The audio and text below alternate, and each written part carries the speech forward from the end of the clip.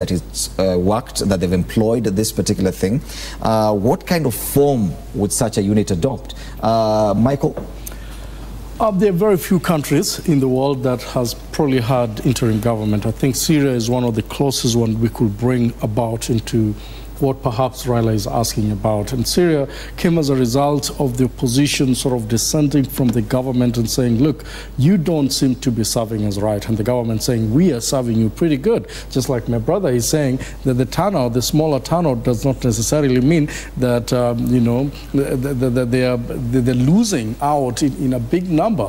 But what I have to say is that turnout is an indicator of things not happening good, either people losing trust on the electioneering process, or people saying my votes doesn't just seem to matter anymore because I vote somebody with the whole of my heart and we seem to be majority, but someone else seems to be getting the position. And so what has happened in Syria is the opposition decided to, you know, literally have an interim government in some places that are perceived to be opposition areas, and actually their headquarters is outside the country, and they're literally managing, hoping that the government there's will still a see government a sense. in place in Syria. Yes. So what is the interim government? That's the kind of situation that we can draw a parallel with. Parallel with what we are having today. And basically what is happening is the opposition saying we are running, we are having a huge Isn't that a following. parallel government, not really an interim government, because now these are two governments competing? But my understanding in this is, look, the government just seems to be controlling certain areas. Just like Raila could easily say, look, no votes in Western Kenya, or no votes in these places, and all those people back him up. But let me come back to what I was trying to say. When a government, like a Kenyan government, decides to say, right, that we really don't care whether we got less votes on the 26th or not. We don't care about the majority that perhaps did not vote. That in itself is a concern for a nation that seeks to be unified, a nation that seeks to be one, a nation that seeks to listen to every citizen and every voter. The problem we have in this country, and I will tell you, Fred, is not that Raila wants power, or it's not that Uhuru has to be in power. We have laws in this country that need to be followed. The problem is those laws are not implemented. But compounding even the issue further is that the electoral process has never been seen to be free and fair. And so the more you talk about election in this country and saying we have the numbers and we don't have the numbers, and therefore if you don't have the numbers, you stay there because that's what democracy is. That myth was actually deconstructed on the 26th of October. Yes. Seriously, to a point that even where it comes from, and it says, oh, we have votes. And my brother there has really well put it out on how many people voted in Kilifi, how many people voted in the coast. I'm trying to avoid this argument about voter turnout. I have the right of reply I have a right of reply because what is the discussion we're having is about the interim government and the calls for the interim government. Issues about voter turnout or water under the bridge at this point. No, but I need to reply to him because none of that can change. The concern now is the call for an interim government, and the concern by the common Mwananchi is, okay, fine. When you talk of an interim government, what exactly do you mean? What form of government is this? You've given the example of Syria, where there's a government outside the country, yet in Syria there's another government that's still in place. But can you draw any parallels with anywhere else that any such system has worked, and to what extent? No, when you look at the history of interim government anywhere, it has always been problems. We saw, in fact, that is why for so that Kenyans can understand, let us call it Nusumkata kind of arrangement. Because all these issues, when you talk about interim government, it is, in fact, that is why this constitution created temporary incumbency.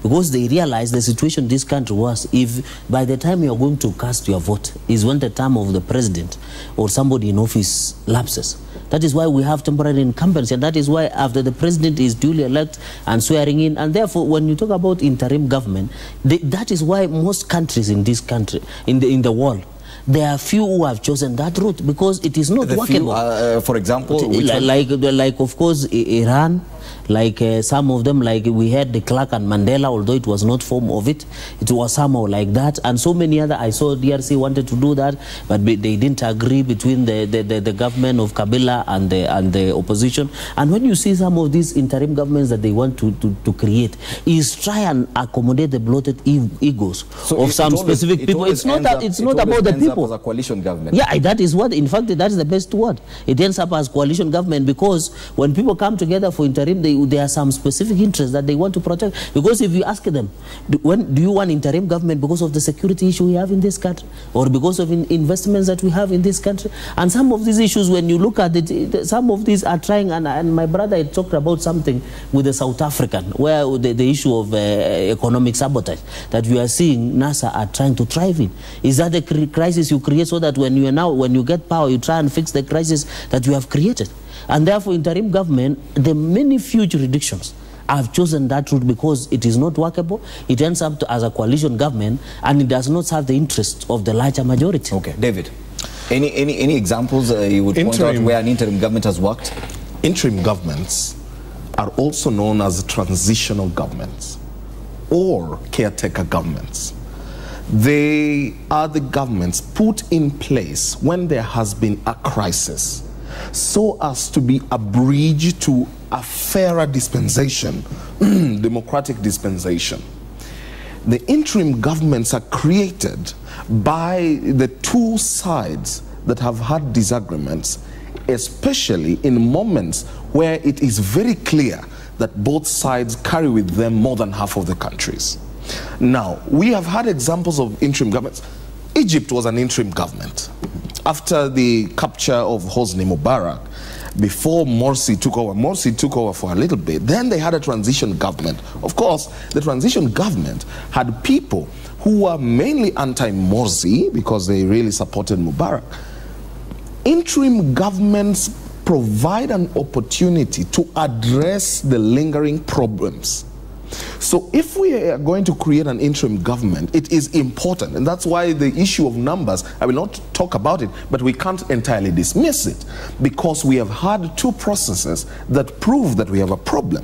It has been proven, as I said earlier, both judicially and on the 26th, empirically, that the electoral process in this country is largely a sham. So an interim government is intended to if an interim government comes into place, and in most cases, it would negate the two leaders. So an interim government, in most cases, would, for example, negate Raila Odinga, put him on the side, and put Uhuru on the side, and have their mainstream people in equal number try to sit down and pull through a process of moving the country forward.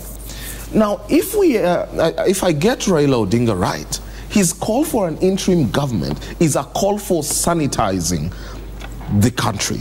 It's a call for coming down from our horses. It's a call for acceptance that there is a problem that needs to be addressed.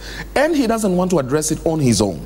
He wants a team of people who will sit down, like we saw with the Annan issue, you know, the Serena talks, yes, who will sit down, look at what we have and say, guys, if we don't accept there is a problem, we are not going to move this country forward, and it's neither good for the opposition nor for the government. Because I want to understand what form such an interim government would take here in Kenya, if at all we get to that, you have an interim government that does not include either Raila Odinga and his team or Uhuru Kenyatta and his team. Then what form does this interim government take now that it does not have the political players who are antagonistic at this point? You know, what has been happening is a suspicion that IBC has been in bed with the government. And that is the premise of the whole, you know, fiasco in this country. That the votes of a single individual in this country does not necessarily determine who becomes a president of this country.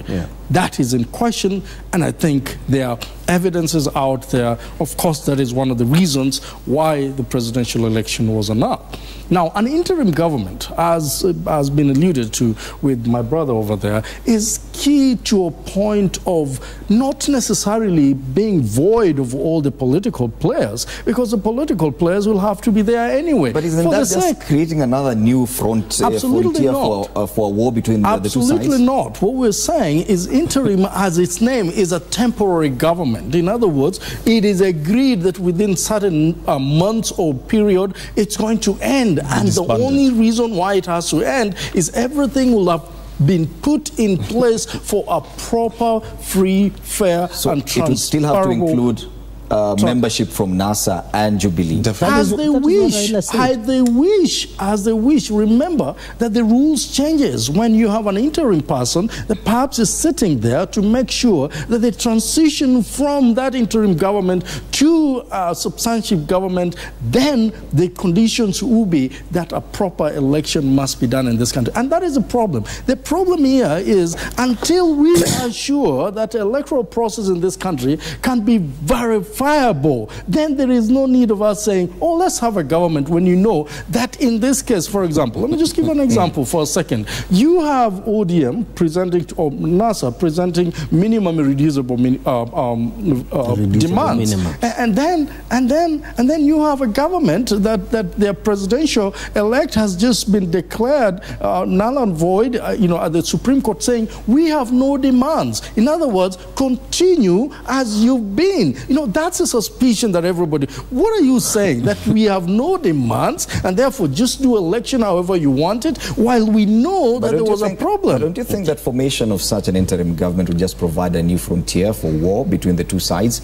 That NASA and Jubilee will now take a break from what has been happening to now fight over this interim government? Fred, what these people, they are shocking. The basis, they are saying they want to do electoral reforms. We saying that some of us did not have demands. It is not a must we had demands, because we respect constitutional bodies that are set out by the Constitution. Number two, some of these, in fact, it has become law, the amendments we did to the Elections Act, those were part of the reforms, because they said no reforms, no election. We have enough legal framework to govern the elections. The problem we have in this country is because you are fighting public officers. We saw when the Isaac Hassan led, it was unconstitutional, he was chased out of office. You see now they were ethnically profiling some of the 12 IEBC officials and saying it is not, us as Jubilee, it is not a must that when you have reducible minimums, us also we should have reducible minimums, because we were satisfied with the preparations. And remember, when the Supreme Court did order that fresh elections be held in accordance with Article 143, it did not say reconstitute IEBC. They were just ordered to do a fresh elections. And therefore, when you hear some of these things, an interim government is not a solution to this country, because we already have a validly elected government in place that is running its affairs, and the Constitution provides for it. Okay. So these guys are I know to be in the position is very cold. It is a very serious discussion. And we need to have. 207, 208. But even as we continue this discussion, I do made to understand there's something happening in Eldoret. Let's now join our reporter John Wanyama for an update of what is happening. John, what is happening on your end?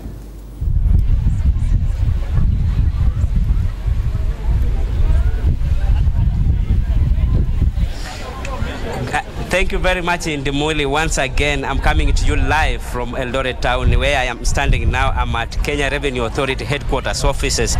Today, they are having what they are calling a children kidney awareness in this region. They are having a jungle run here just to inform people what is really happening, especially in matters of health and especially in children.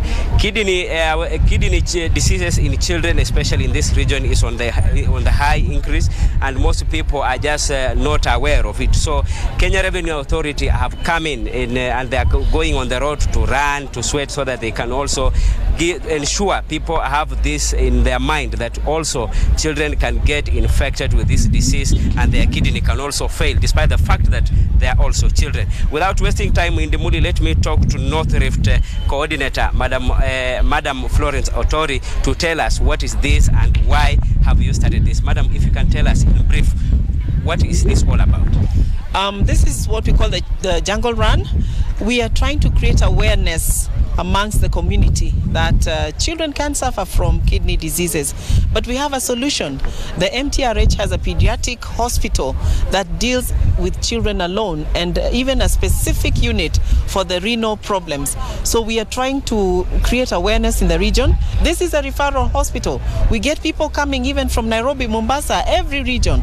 And therefore we want people to know that there is a renal unit in this particular hospital in Eldoret, and we are participating with we are partnering with the hospital, and our staff are participating in the jungle run to make sure that we create that awareness. This afternoon we're actually going to be at the hospital to actually do the groundbreaking and to start the refurbishing of the entire 3 wards in the renal unit, the floors, everything. We want the children to have comfort. We want to do animation on the walls to make them comfortable when they're in hospital. So that is what we are doing with KRA, creating awareness and partnering with the community. If you are going renovation, how much is it going to cost to ensure that renal unit is well refurbished? We have a budget which we have with us of about 1.5 million, but what is more important is that KRA is going to adopt that ward. We are adopting those 3 wards, the entire renal unit.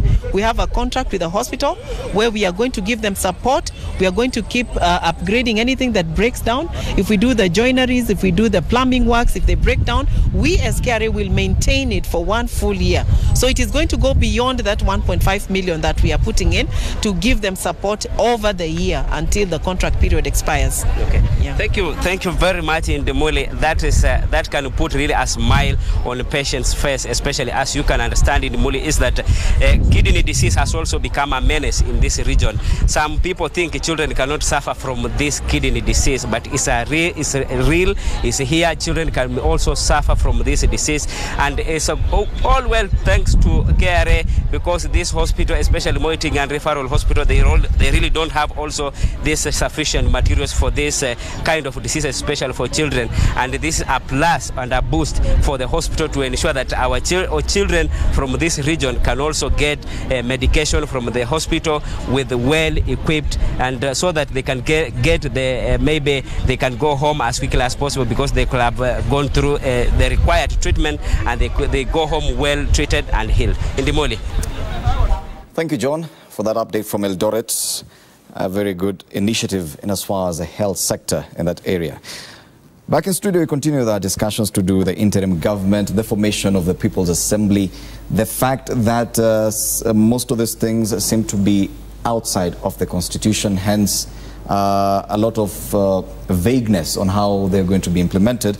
And joining my panel, Javas Bigambo, analyst. Karibu sana, Javas. Thank you so much. It's good to have you, and it would be nice to hear your opinion about the call by Raila Odinga for the formation of an interim government for 6 months to allow for constitutional reform. Well, first, one would wish to understand what is it that informs his determination that such interim government should be there for 6 months. However, if we have to give it a background, we need to appreciate that interim governments, by their nature, always connote a state of political instability and institutional instability as well. And that there, of course, by the demonstration of examples across Africa, it happened, for example, in Liberia, when they were transiting from the civil war into the state of democratic stability that they were seeking. When you look at Somalia, for example, the interim government that has been there since the demise of Hussein Farah Aidid. When you look at Egypt, another example, it tells you that such countries, one, they are on the brink of institutional collapse, and that even the state of politics itself does not support stability. And that there brings us here in Kenya, and one question arises. Are we having a state of institutional instability? Are we having a state of political instability? To the latter, the answer is in the affirmative.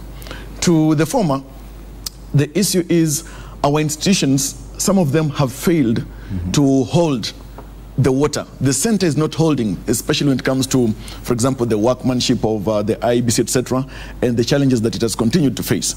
But looking forward, in terms of getting out of this quagmire, it would be important that various stakeholders, and of course Raila Odinga himself has spoken, we need to ask ourselves, do we need the 6 months, or what period would we need to create that kind of stability?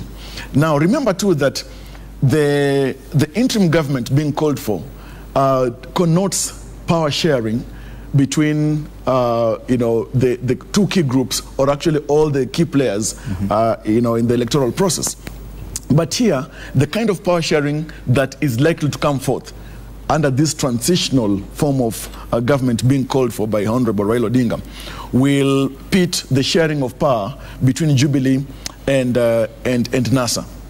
But will the side of Jubilee agree to that kind of power sharing? Of course, they have spoken firmly that they will not even entertain that kind of that kind of call. On the side of NASA, of course, even Raila Odinga himself has indicated that they are willing to have these discussions with Jubilee. But if Jubilee engages in a protracted kind of engagement or discussion, then NASA is going to make sure that it is thoroughly protracted.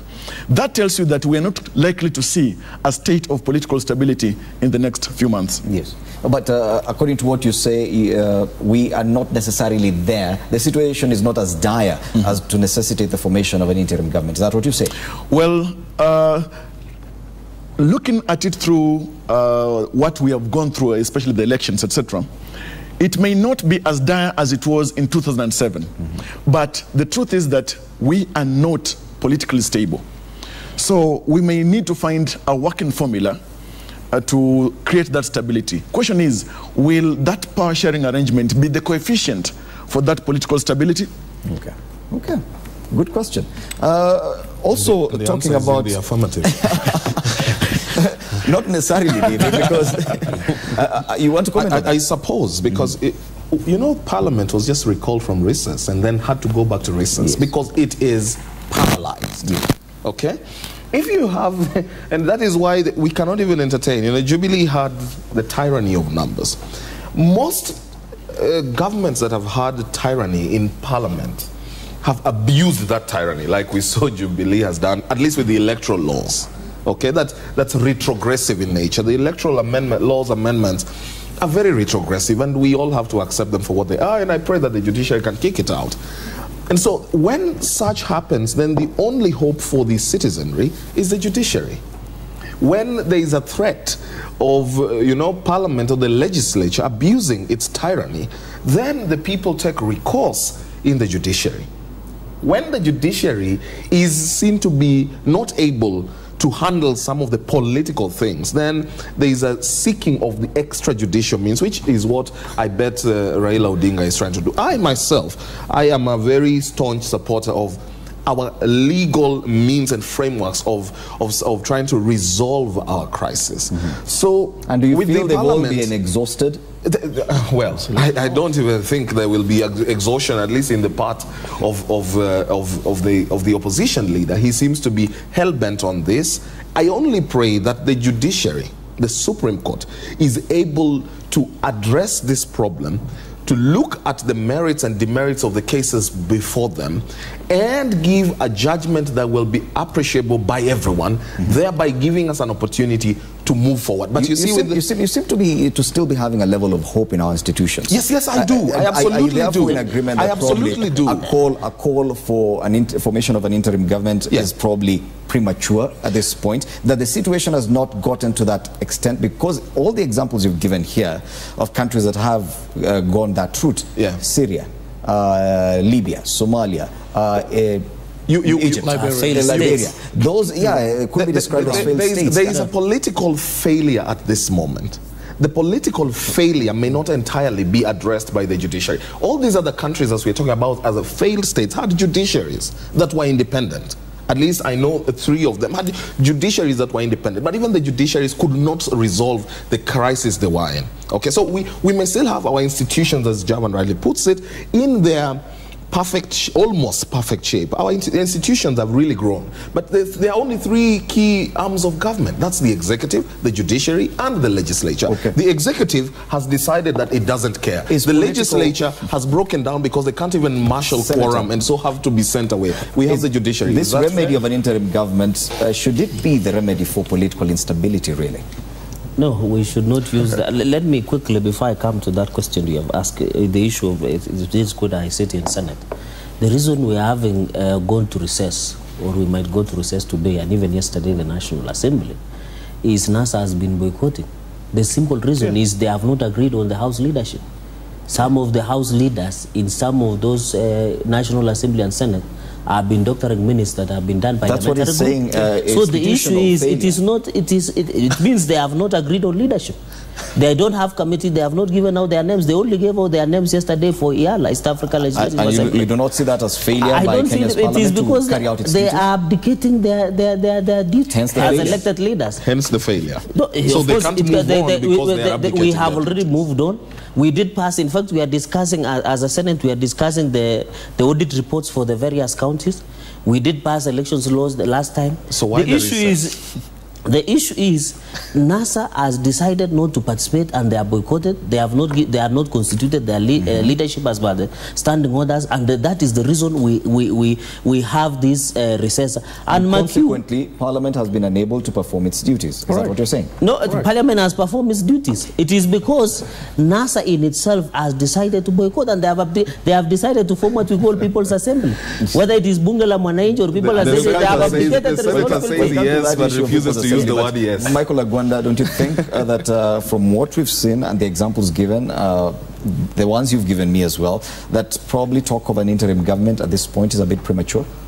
Let me start from saying my brother here is running from the reality.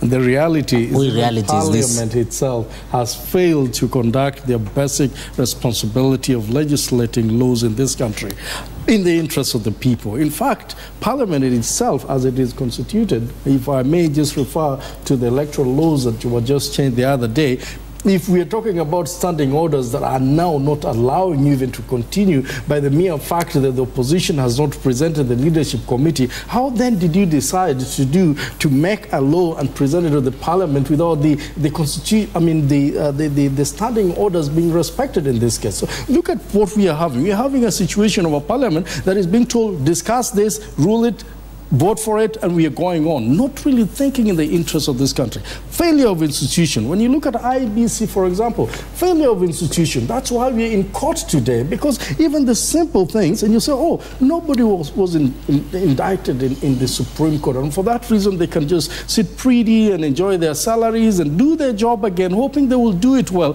and then we head back to the Supreme Court. I mean, we are having people who are so dishonest that cannot even look at themselves and say, what can we do for the interests of this country? This is a problem we are having. And when we're talking about issues of, comparison of 2007, 2008, and where we are today, I am telling you, Fred, it might be worse, because it just changed from people perhaps butchering one another. It could be worse, but we are not there yet. We are not there yet, but it just changed. So do you agree that probably the calls for formation of an interim government at this point are premature?